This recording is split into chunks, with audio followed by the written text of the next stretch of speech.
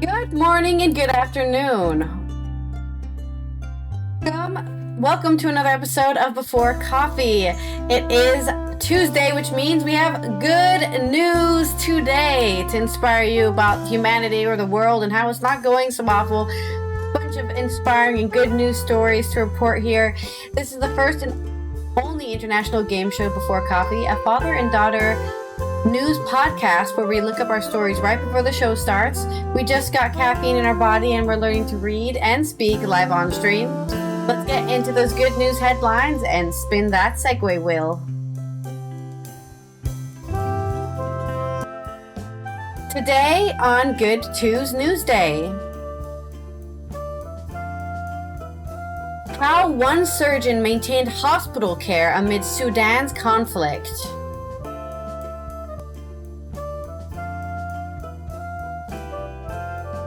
We have in sports news, good morning on Good Tues News Day, the 2-hour marathon record has fallen and a whaling ship has been repurposed in of Steve Irwin. A growing amateur choir brings joy and community to hundreds in Serbia. And they're having an elephant of a time, a terrible pun, but a millionaire U.S. big game hunters trampled to death by elephants. Yes, good news. In my culture news, The Perfect Shot. A new book celebrates legendary cat photographer Walter Chandoha. And it's School Bus Appreciation Day. That's good news. It's, again, the patience for you, have the patience for them. They've failed at life. No, I'm just kidding. It's School Bus Appreciation Day. I'm just kidding. I love school bus drivers. I had an argument with them once. It's School Bus Driver Appreciation Day. April 28th, 2026 on Before Coffee.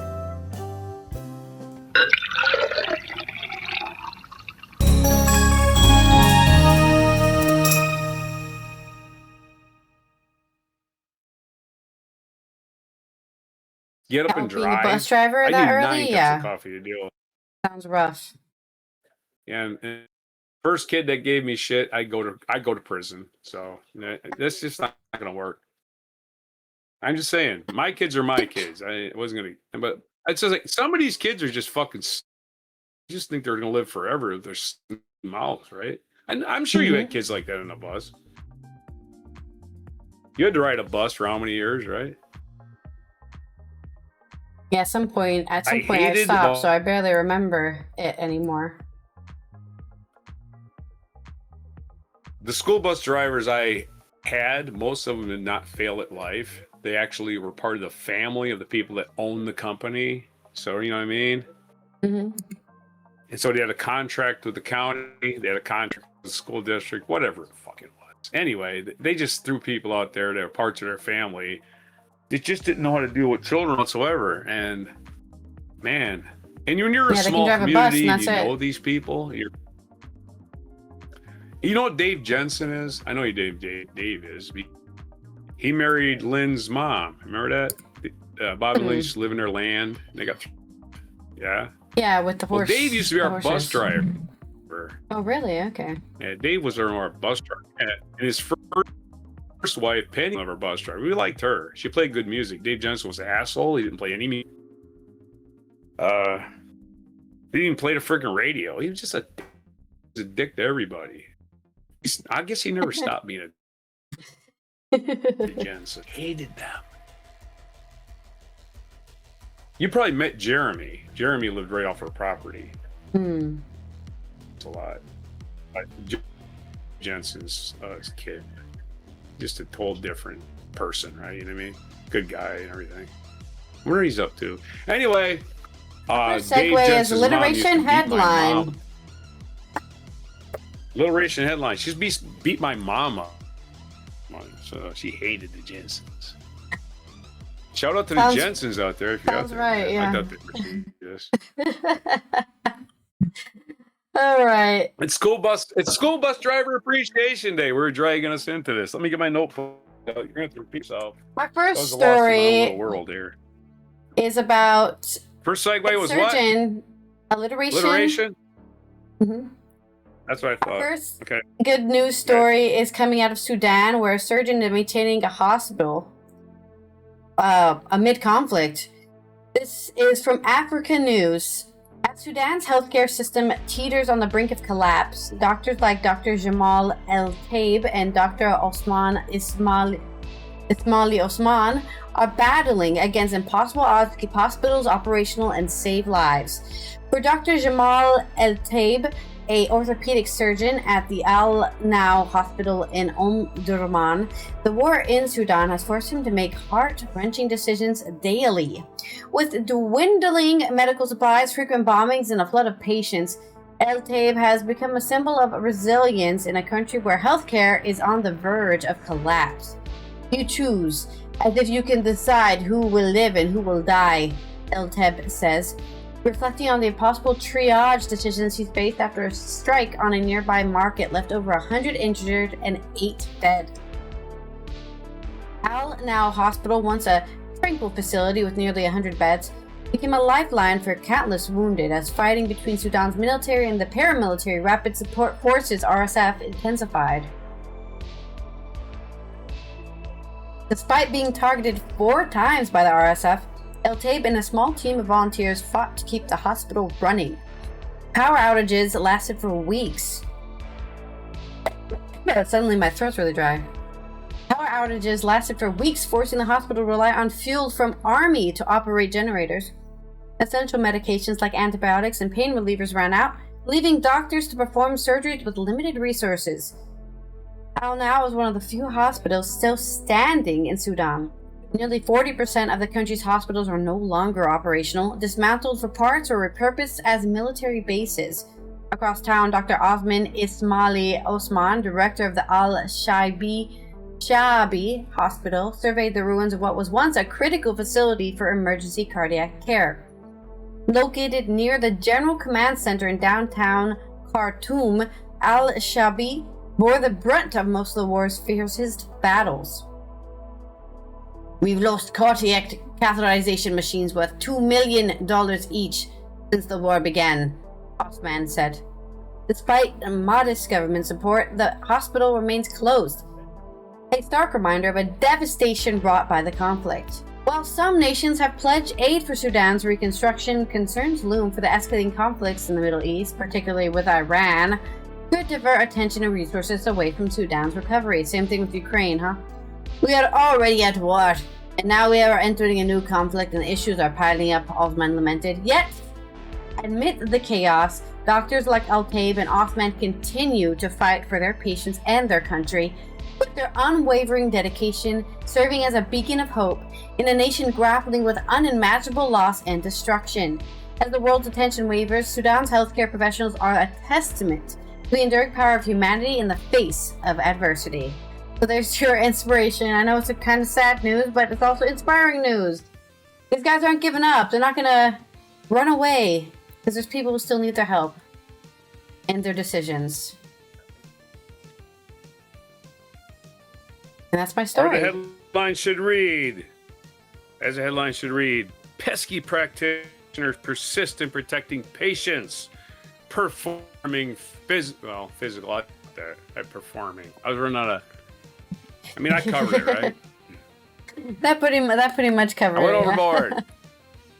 If you would have cut off Realistically, you only need 3 seconds earlier, I wouldn't have tried. Yeah, I know. I would have stopped right there, but you just kept going. I said, oh, no, stop. Okay. Performing. Okay, never mind. Okay, performing. So is that your only story for the day? Persistence. That's my only story. I didn't really find a lot of good news today. Today's the 28th. Even my good news is a bit sour in a way. Haiku. Haiku. Alrighty then. Okay, so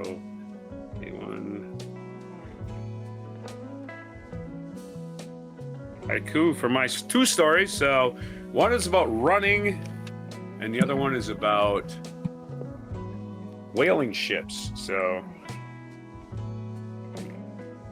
Going here. actual notebook. I had to change notebooks. I ran out of pages.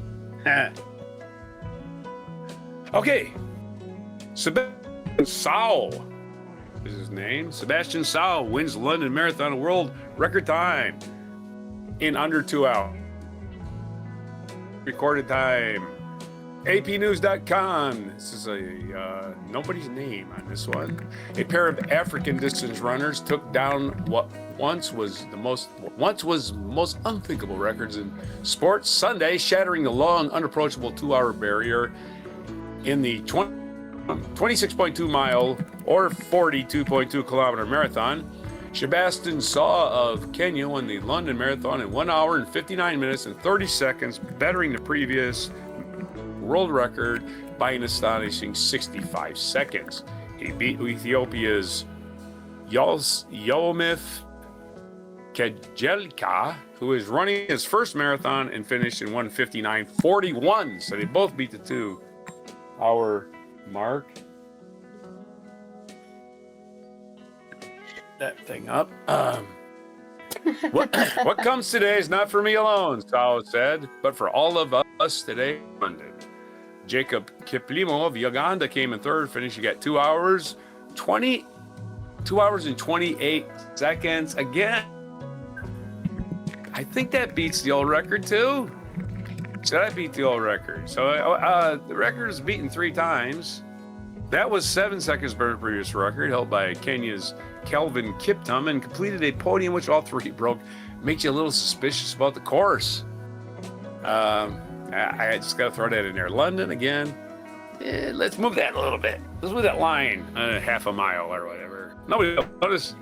Legend has it that the marathon's distance is the same run as a Greek soldier made from Marathon to Athens to announce a military victory in ancient times. Wisconsin actually has a marathon that goes from Marathon to Athens, or that vicinity. There's 2 cities in central Wisconsin with those names.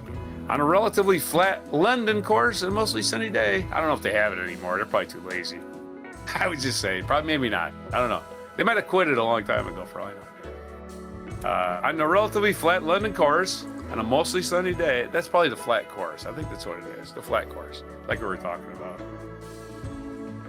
Sau ran a faster second half, covering the second half race in 59 minutes and 1 second.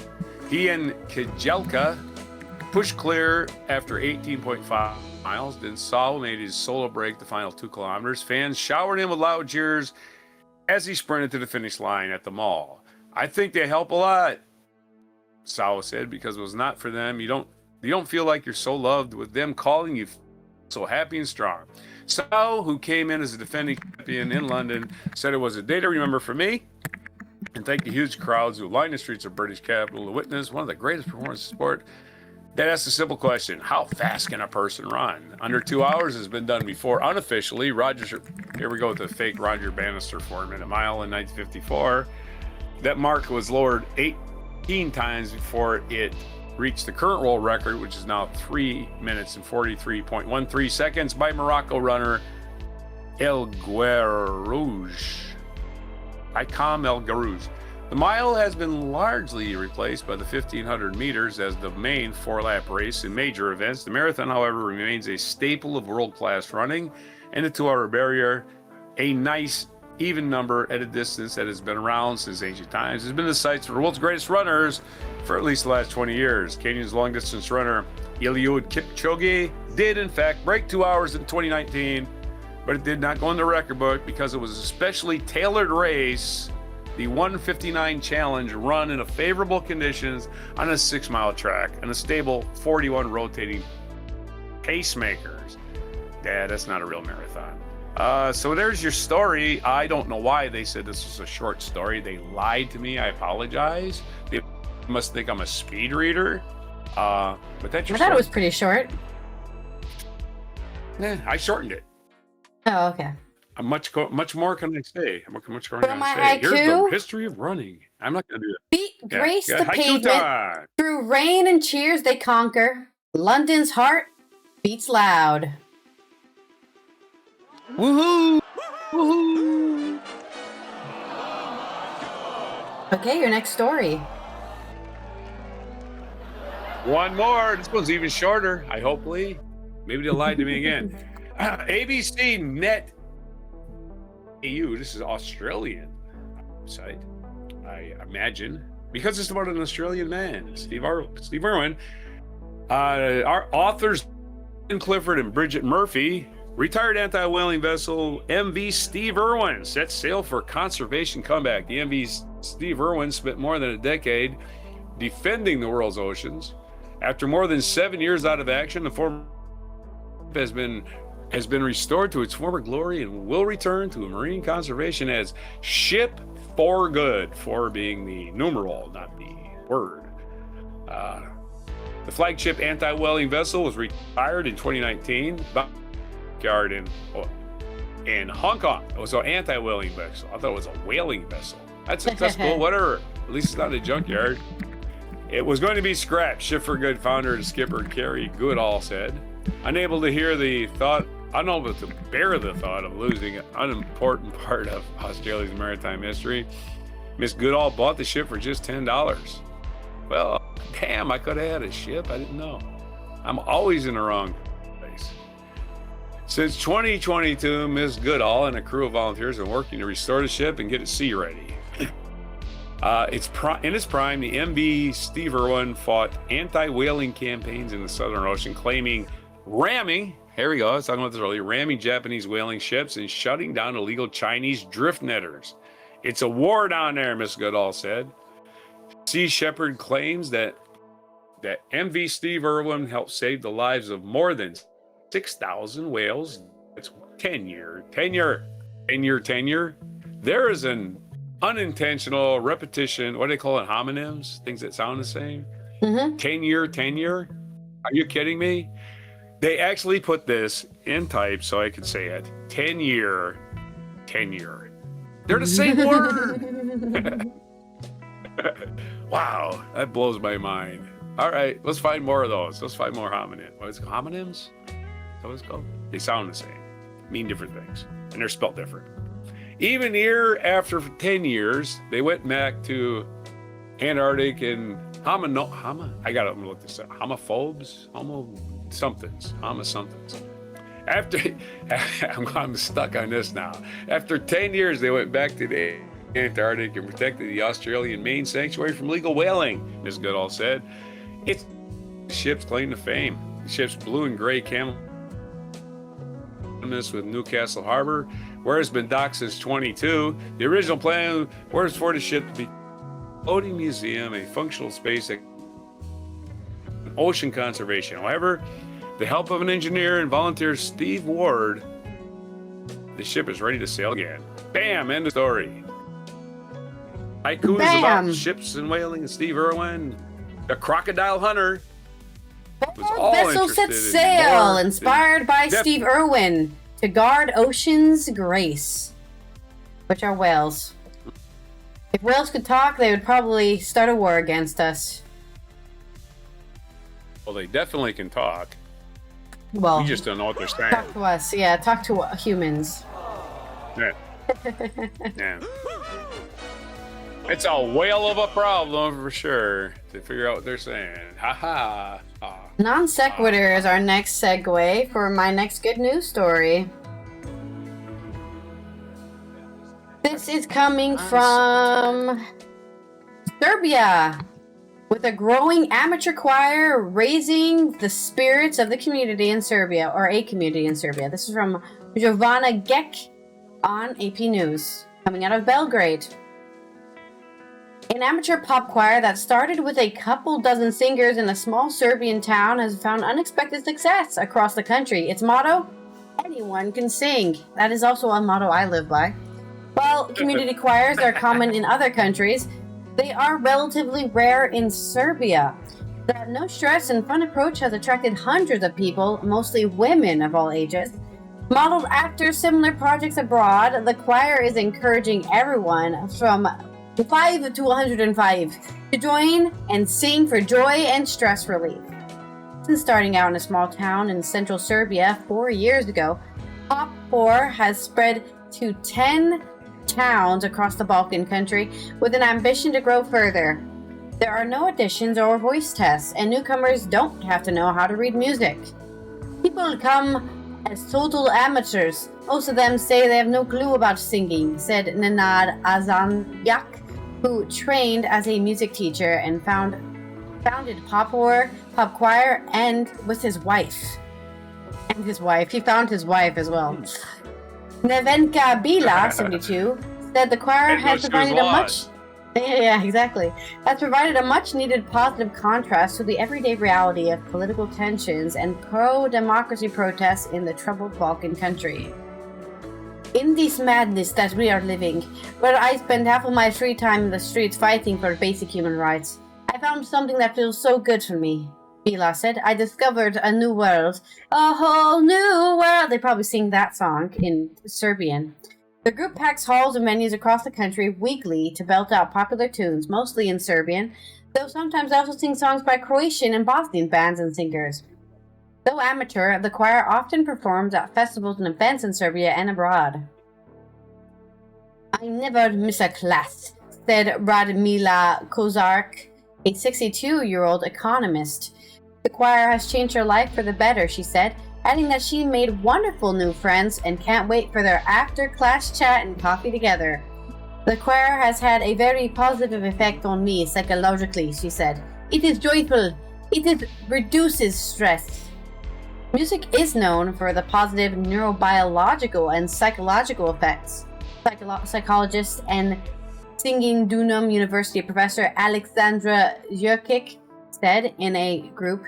She added, we release the energy together. Cortisol levels come down and positive hormones rise out of union and happiness. I keep telling my students that we can't be exposed on a daily basis to information, to be bombarded by information and follow everything all the time, Jurkic says. We need to find that space to calm down, relax, and connect. Yeah, sometimes you just need to spend time not paying attention to anything serious. Singing, nothing serious about singing. Serbia endured years of war, international sanctions, and economic crises in the 90s.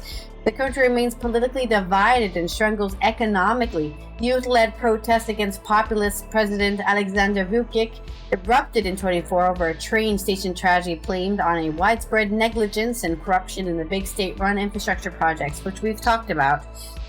Hazamliak said many people have joined his choir after their therapist recommended singing as an anti-stress activity.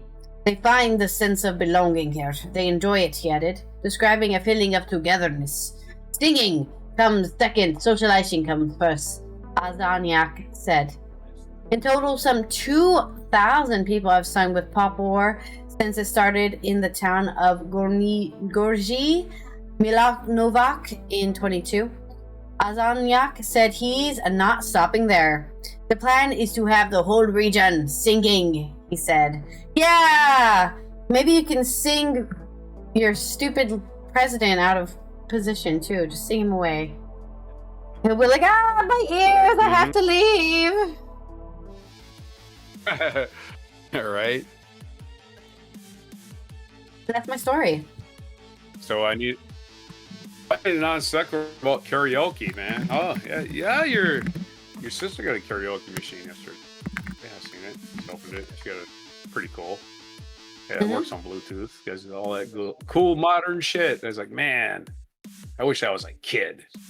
I love it. Oh yeah, but I'm a kind of an old kid. Maybe I'll get one of those still. Yeah, an old kid. So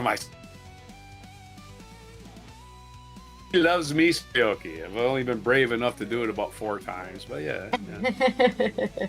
In front of people. I mean, I do it all day in my car. Yeah. You've done it in front of me plenty of times. I've caught you thinking you can't even hear yourself. You only hell yeah. singing with your headphones on. Yeah. I apologize for being out of tune, but the key to harmonizing is. You don't have to apologize. Yeah. Like I said, I run completely off the idea that everyone can sing. It doesn't matter if it's good or bad. You can definitely sing. If you can talk, you can sing. Okay. So. I cannot harmonize with Freddie Mercury if I'm singing in that same octave. I gotta go a little bit lower, right? Or maybe higher. I don't know. Maybe lower, I think, for you. No, he does sing a little rock octave, for instance, like Flick of the Wrist. Right? Flick of the Wrist. That's not true. There. Well, and everyone knows the drummer was the one who really had the high octave anyways, right? So. Yeah. He's the one thing. That was Roger Taylor.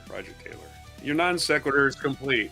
Your non sequitur is brought. Our next segue is a limerick. More poetry for me for your story.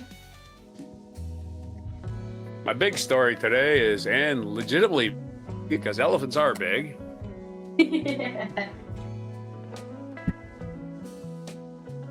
The Londoners can tell us if it's a rag or not. Either way, good news, rag or not.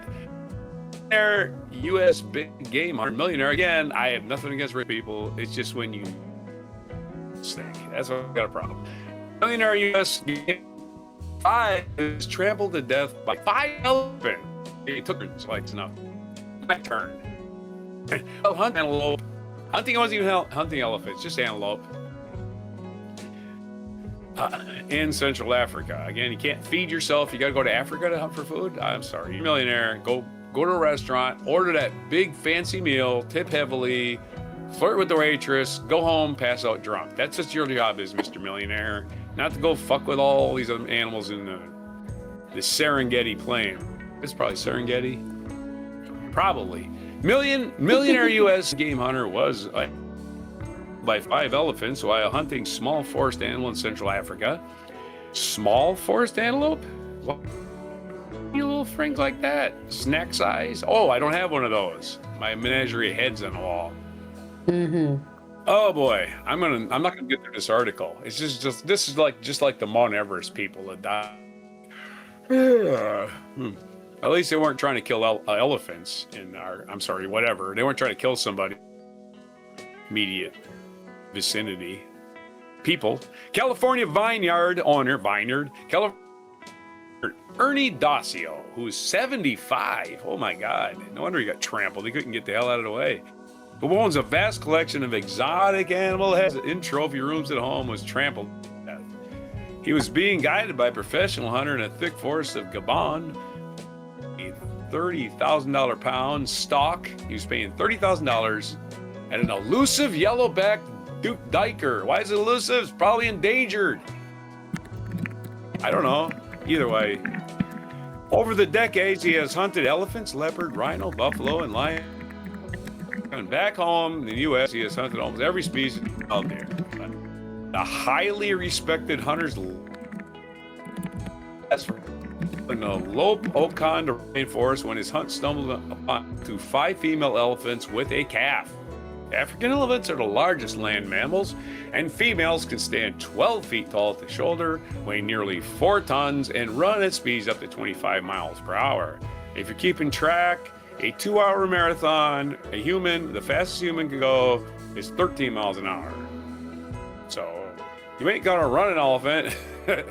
That's impossible, and it's really hard for them to put on the brakes. The startled elephant herd immediately charged Mr. Dacio and his professional hunter. The elephants were so well hidden in the dense undergrowth that they appeared as if from nowhere.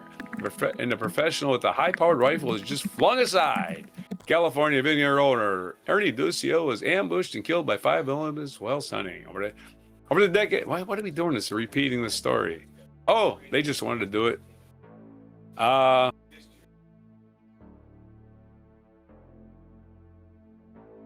Okay, he was seriously injured and lost the gun in the thick brush as the elephants attacked the terrified hunter with just a shotgun, who was then brutally trampled underfoot.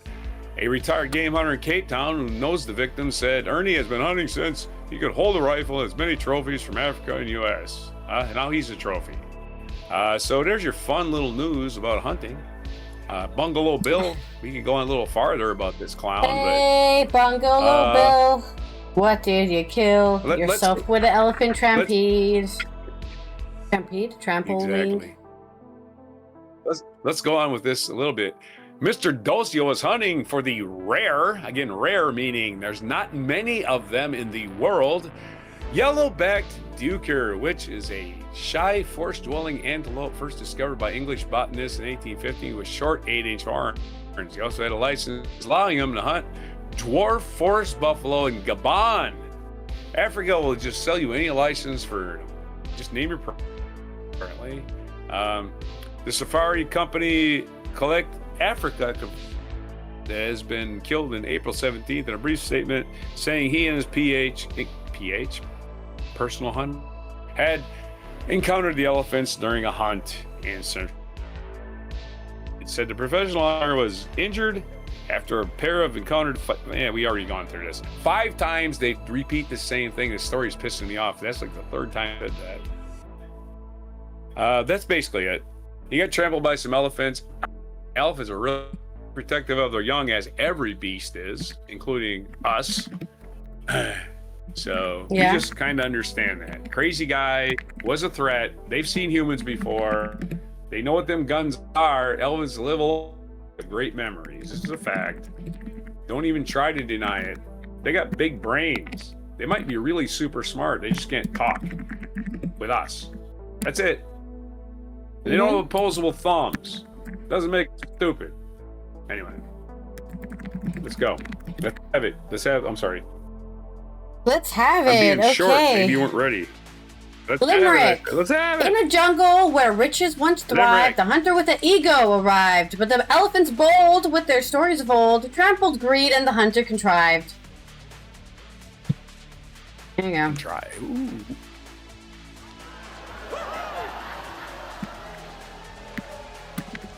Sorry for going too fast, but they started repeating the story, and I'm like, are they really giving me the text version another story, of this? right? Because it just seemed like, nope, that was it. I thought it was gonna be long enough, but repeating that thing about, well, I could have kept repeating. I could have kept repeating. The hunter was trampled by 5 elephants. They said that over and over again. Guess what? He's dead. I'm telling you the truth. Assuming he's dead. He did not survive. Yeah, it's like, okay. Yeah. How many times is he gonna say the guy was trampled by 5 elephants? That's been covered in the story, and they just keep repeating it. That's why I had to go find where they stopped saying my culture news. Remind me of a song. Okay, what do we get? Oh, I know what song. Bungalow Bill. Wait a minute. We're going to be talking about cats. Let me get this on screen, actually, because I have a cute little... That's right. A famous photographer, Walter Shandoa, has a new book celebrating his legendary cat photos. This is from Amber Louise Bryce on Euronews Culture. Before there were cat memes, there was Walter Shandoa, the legendary feline photographer. Earliest images are a homage in a new book, Family Cats from the Archive, 1949 to 1968. He was taking photos of cats before either of us were born.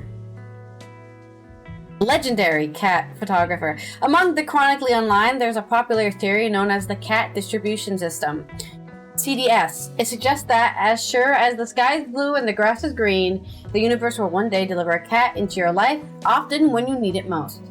For a man named Walter Shandoa, the CDS worked its magic only one frosty evening in 1949. After working as a combat photographer during World War II, he returned to the United States and was studying marketing at the New York University, NYU. While walking home from class, a gray kitten suddenly appeared in a small shivering in the middle of a snowstorm. After bringing it home to his wife, Maria, the pair quickly realized he was pure fury chaos. Watching him zoom in circles around their apartment and to the sound of a nearby factory whistle, Maria exclaimed, "That cat is Loco!" And thus his name was born. It wasn't long before Loco became the primary source of Shandoa's photographic inspiration. Snapshots of Loco leaping through the air in balletic poses or staring at his reflection in the mirror, all hind legs and jazz paws. These images, though taken in the spur of a moment fun, got something special, the strange humor and wonderment of Cat's character. Let me show you that next photo there. Of him look at himself in the mirror. Loco the cat. They would also redefine the rest of Shandoa's life and lead him becoming known as the world's greatest cat photographer. Some of these first photos of Loco got the attention of picture magazines around the world, quickly going viral long before the digital era. The Walter Shandoa Archive and family told Euronews Culture. From time on, he devoted his practice and career to photographing cats and later dogs, too. He was truly fascinated by cats and all the different personalities and traits they shared. His earlier shots, some of which have been shared before, are chronicled in the new book titled Family Cats from the Archive 1949 to 1968, published by Damiani Books. Unlike previous collections, there's a beautiful intimacy to these photographs, their black and white candidness, revealing the family bond from which Shenandoah's career blossomed. Alright, and let's show a picture of a cat and a dog, or a kitten and a puppy, I would say. They look very young, staring at each other. These photographs truly reflect his day-to-day photographic practice, shooting the family cats, Shenandoah's family explained. From Loco to all the family cats who were also rescues, they both knew and trusted each other, and they were around each other every day, not just as beloved companions, but as muses. In recent decades, cats have become foundational to modern internet culture. From keyboard cat to grumpy cat, something about these little creatures has proven endlessly captivating to humans. But long before the memes or the starring in viral videos, Shenandoah had mastered the art of the joyful cat content that expertly translated their weird essence and human-like eccentricities. His family believes it was Shenandoah's compassionate viewpoint, attention to detail, and extreme patience that made him the perfect feline documentarian. He was able to capture each cat's innate distinctiveness, creating lively, relatable images that bring the viewer right to eye level and with the animal, they said. He recognized for his mastery at playing with the conventions of portraiture. His portraits of cats suggested likeness to human beings and redefined the way pets were perceived in photographs. Our next portrait of a feline here. There we go. Look at that. That's a close-up shot. Few animal photographers have achieved the same level of commercial success as Shenandoah, whose iconic pictures appeared on hundreds of adverts, over 300 magazine covers, pet food packages, jigsaw puzzles, calendars, and more. They've also inspired and influenced countless other artists, including Andy Warhol's The Holy Cats book.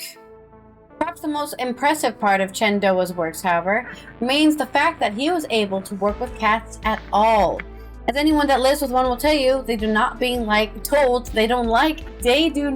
being told what to do. Even one of Hollywood's most famous animal trainers, Ray Berwick, once claimed training cats for the 1969 film Eye of the Cat was one of his toughest jobs, while the showrunners behind the Game of Thrones admitted to firing a ginger tabby for being such a diva on set. According to Shenandoah's family, it was a strong connection with cats that allowed them to develop a relationship of mutual respect and work alongside one another so seamlessly. The cats truly trusted him, but he was also incredibly patient and could spend hours getting the right shot.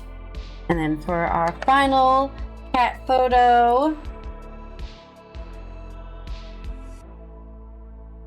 both nostalgic and contemporary, two loners on a stroll, Shenandoah's mesmerizing feline photos continue to transcend time and meaning.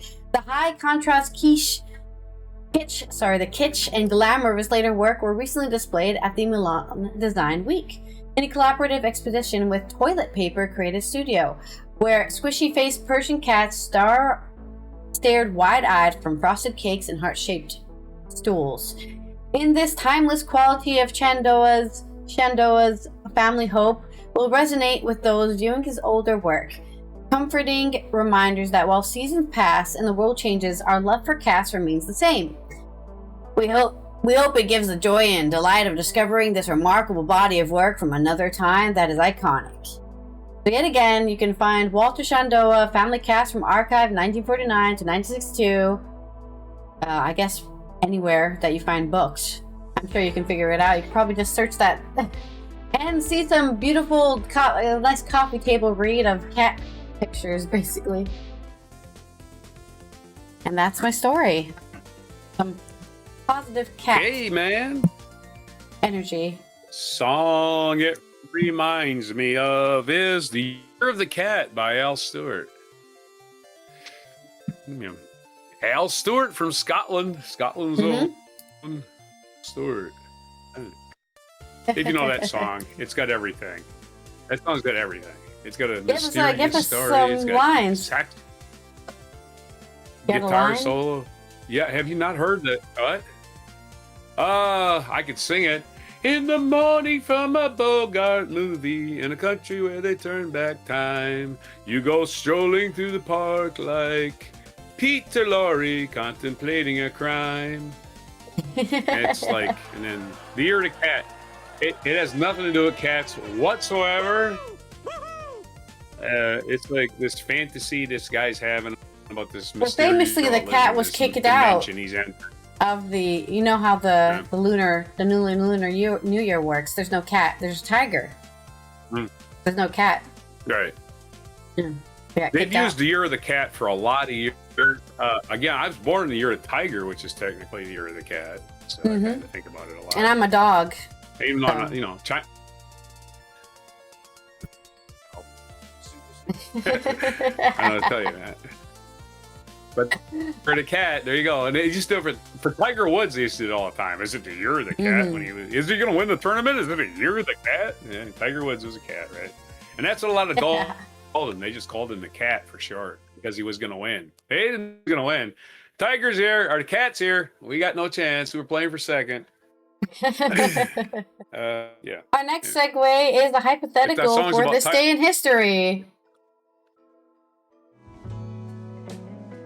Drink all my water. Hypotheticals. All right, we've got this day in history, which is April. I almost read yesterday's again, which would have been fun. So I'm zooming back to the Mississippi too. I think. Wait, stop scrolling.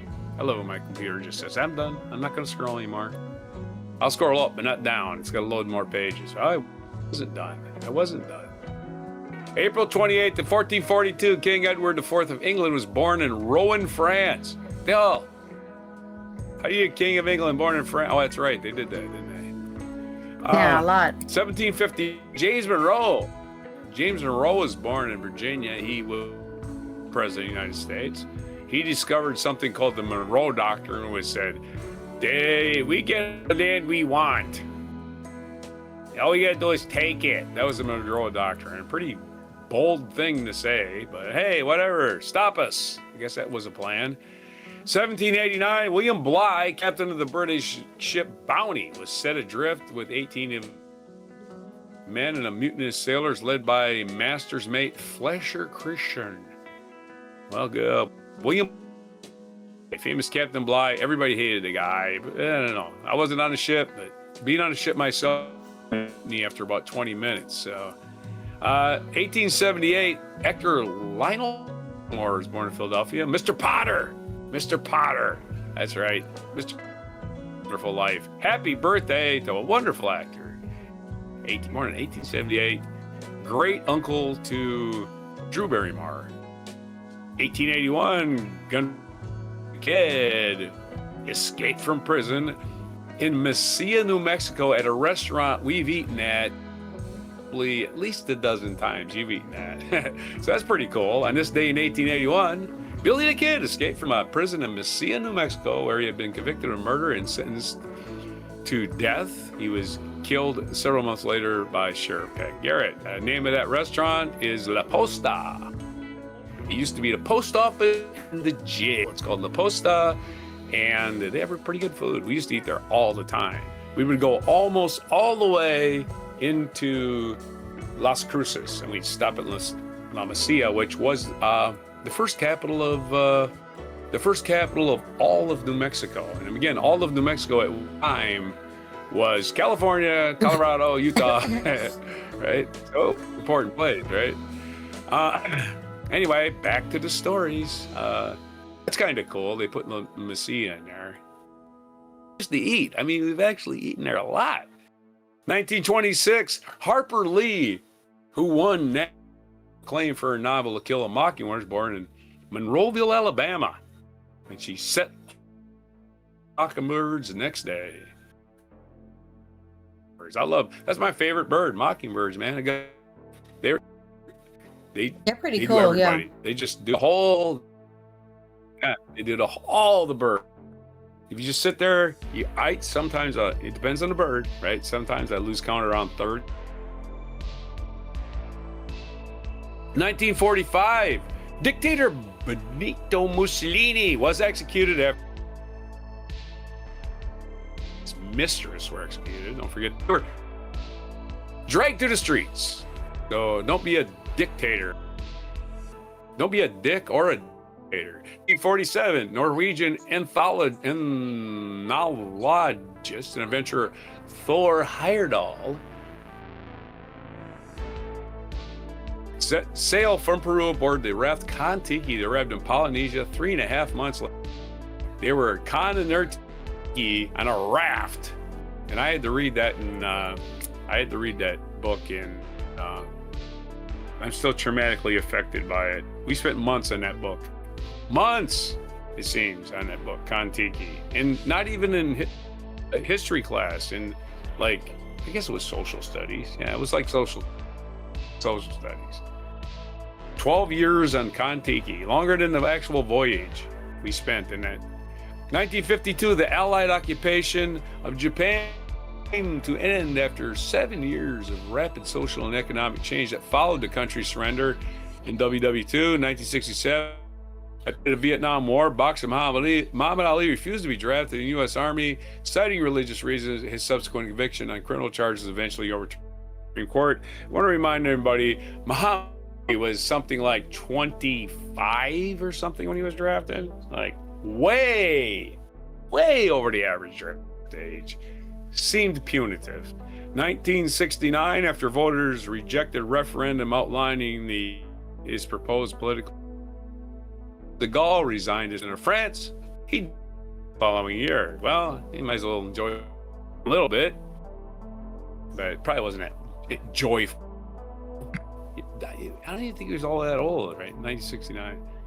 1996, a mass shooting left 35 people dead. Man, I hate when memory of these, but this is a rare one in Australia.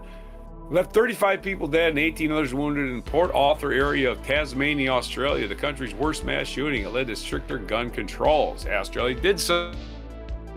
They recently had a mass shooting, I know that, but it was a random event. It ain't like the United States. 5 a day.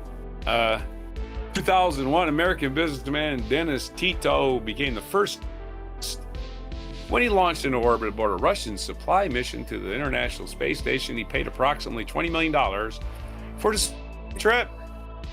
Cool. I mean, I looked into space, not like Katie class that never had to do re-entry.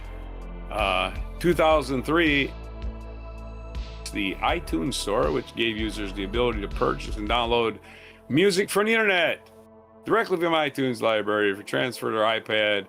By 2010, sold its 10th billion song. I still have never bought anything from Apple iTunes. 2004, during the Iraq.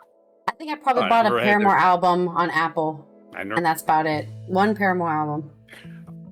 I got some free shit when I got my iPhone for work, but I didn't even buy that phone. So 2004, during the Iraq War, photographs using the U.S. military abusing prisoners as Abu Ghraib prison in Iraq broadcast by American television network. Yes, for the first time. Speaking of CBS, that's our outro today. 1986, paper changes history. On this day in 1986, archaeologists announced their discovery of more than 400 artifacts. Chinese tombs, nearly 2,000 years old. Among their notable finds were a scrap of paper showing waterways, mountains, and roads that turned out to be the world's oldest surviving paper map fragment and a forced rewriting of the history of paper making. Well, there you go. I thought they were going to say they were going to find the terracotta. That was a different find. Our feature biography, Saddam Hussein. Saddam Hussein was born 28th, 1937. He would be almost 90 today. He was born in Al-Jaw, Iraq. And he died December 30th, 2006, age of 69. And Saddam Hussein went to power as a pointless war. We gained nothing from it. Harper Lee's birthday today. We did that. Saddam Hussein. Terry Pratchett's birthday. Born in 1948. English author. Jay Leno, Tonight Show guy. Born in 1950. American comedian and writer, it says. Writer, I didn't know he wrote a lot, but write your own joke. 1950. So he's 75. Happy 76. Sorry, Jalen. Penelope Cruz, 52. Penelope Cruz, not related to Tom Cruise. Spanish actress, spelt different. And age today, our school bus driver day, National Superhero Day. We're all a superhero in our own right.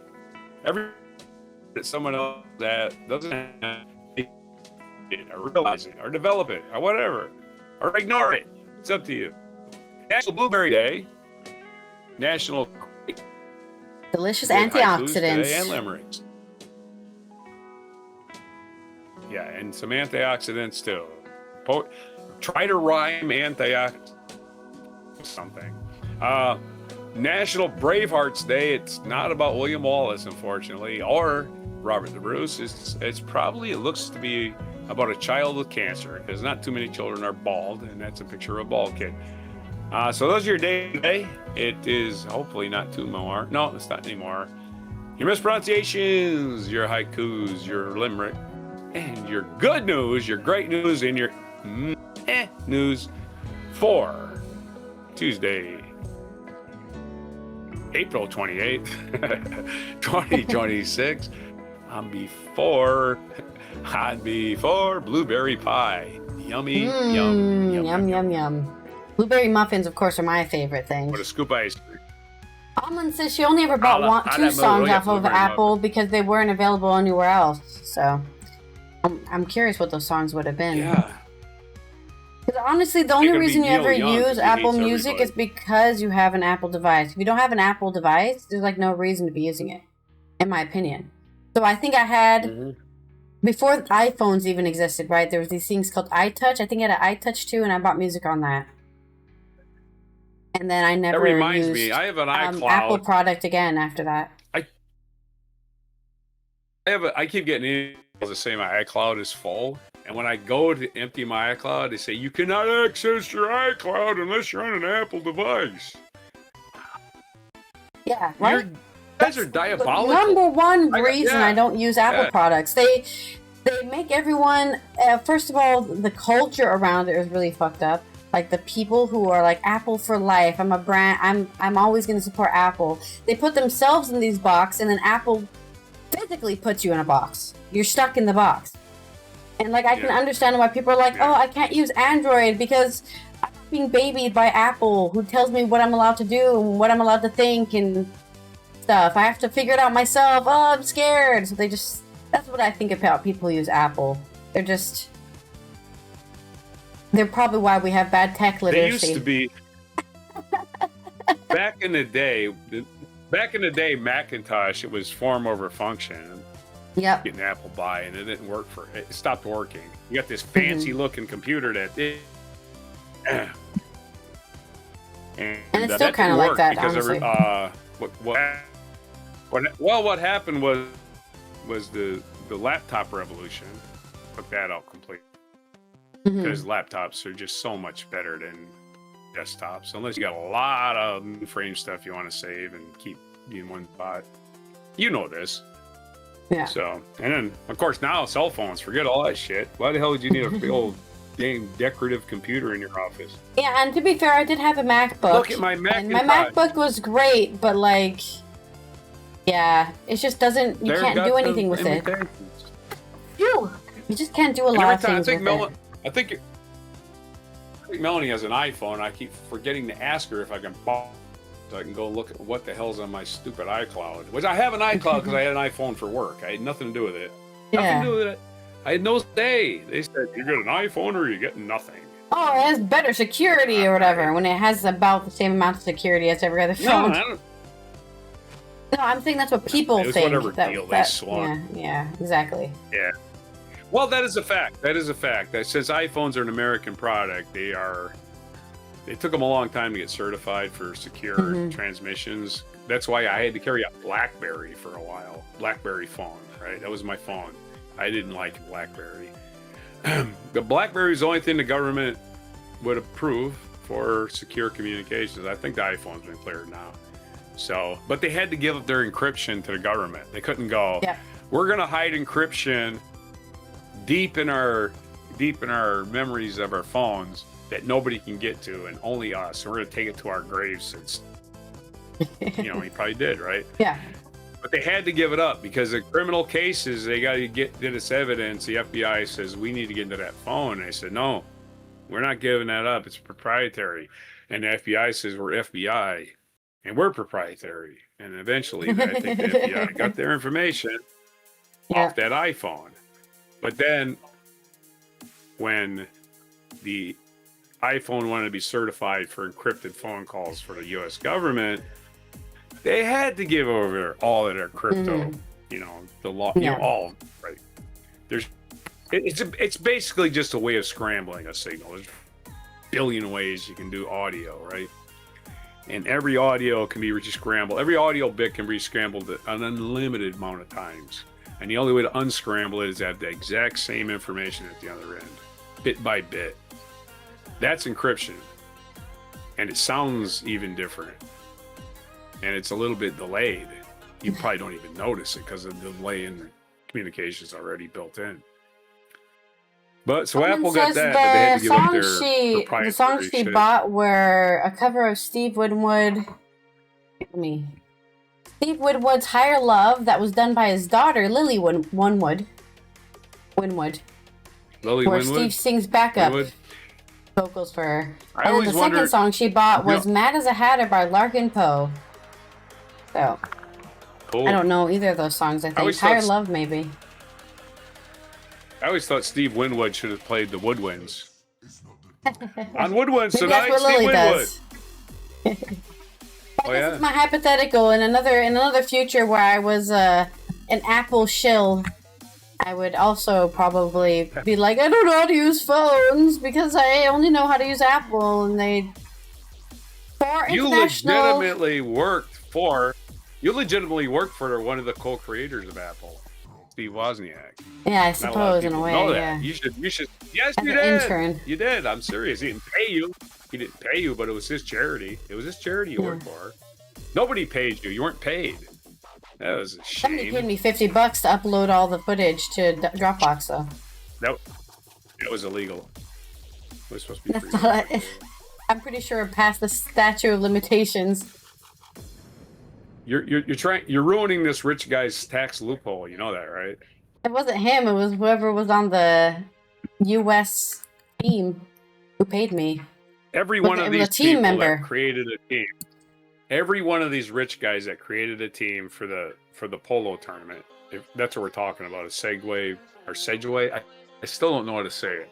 Polo tournament. It's Segway polo. Every one of those rich guys counts as a gift charity. So don't worry about it. They're all doing it. And there were several rich guys on the team. $50 isn't enough. I mean, he could have gone over his gifting quota for taxes, maybe. But giving me $50. The point being, if there was any money exchanged for any services of any kind, it stopped being a charity function. That's all I'm saying. So they were worried about that. That's all it really worked. It was under the table anyway. For our international UN observances, we have World Day of Safety and Health at Work. So, you know, people had to pass laws, sadly, to make sure you don't fall off the ladder and, you know, prevent occupational accidents, people breaking their back, people getting crushed by machines, and of course diseases. Definitely. You know, you can also spread diseases at work if you work in like the medical field and stuff.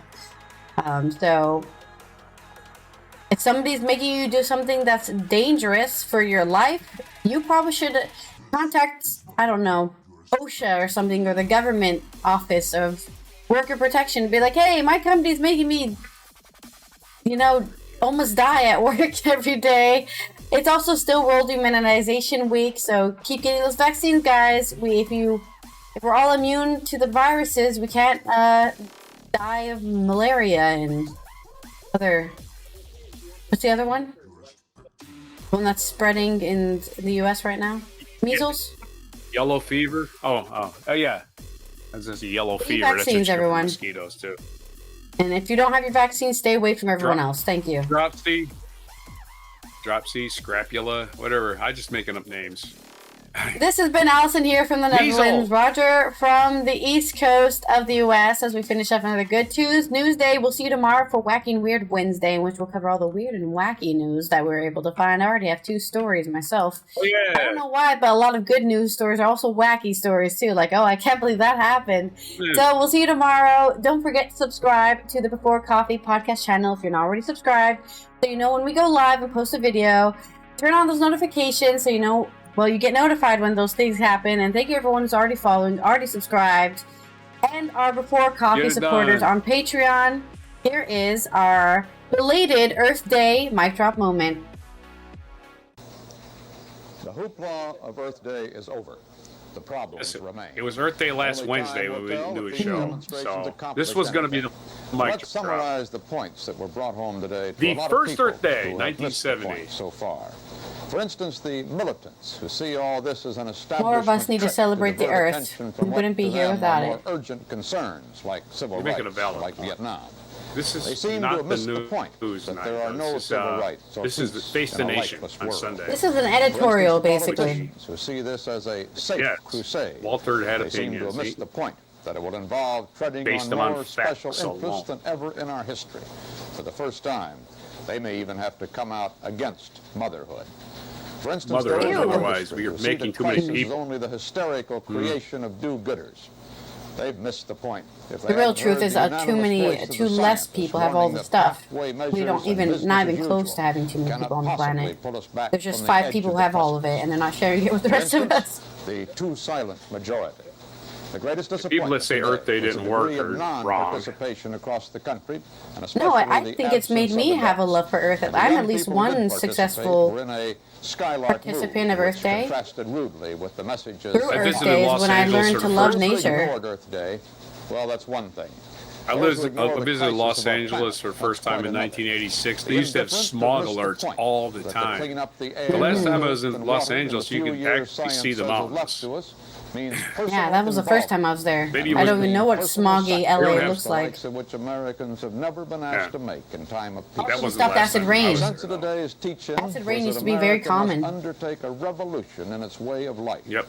I think even when I was alive, it was still very common. Almost certainly. Coal burning was causing acid rain, and the smog in Los Angeles caused by too many cars burning unregulated fuel regulations, no fuel regulations, no fuel standards. Someday we carbonizers or whatever they're lead in gasoline. If it listens and acts. Lead was the anti-knock agent in your gas. It will be frighteningly costly to each of us to clean up the mess each of us has made. Exactly. The cost of not doing so is more frightening. I want AI Walter Cronkite. I don't want the CBS News read by anybody else. And those who slept and those who scorned are in this thing together. What is at stake and what is in question is survival. This is Walter Cronkite. Good night. Good night.